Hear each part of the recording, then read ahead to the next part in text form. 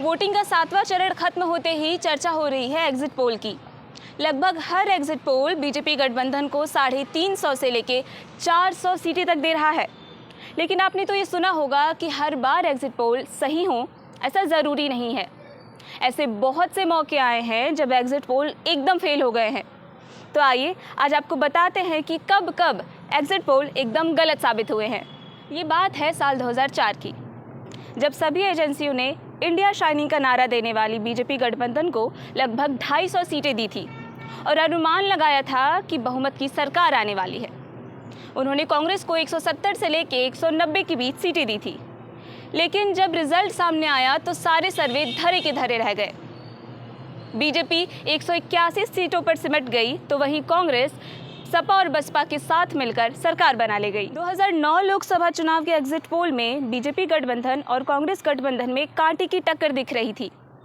कांग्रेस गठबंधन को 200 सीटें तो वहीं बीजेपी गठबंधन को लगभग 190 सीटें मिलने का दावा किया जा रहा था। लेकिन जब रिजल्ट आए तो कांग्रेस को एक तरफा जीत मिली। 262 सीटों के साथ वो सत्ता में वापसी करती है, तो वहीं बीजेपी गठबंधन को मात्र 159 सीटें ही मिलती हैं। 2015 के बिहार विधानसभा चुनावों में सभी एग्जिट पोल भाजपा की सरकार बना रहे थे।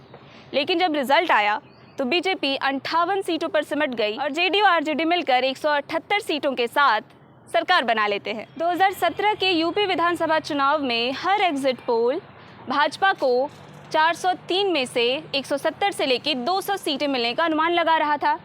लेकिन जब रिजल्ट आया तो भाजपा को प्रचंड बहुमत मिला और 325 सीटों के साथ उसने सरकार बनाई।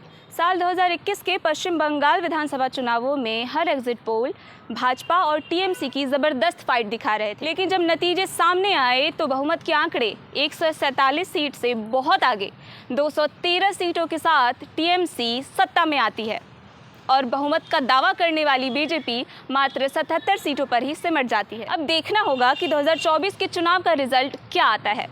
बहुत जल्द ही सबको पता चल जाएगा कि ये एग्जिट पोल कितने एग्जैक्ट होते हैं।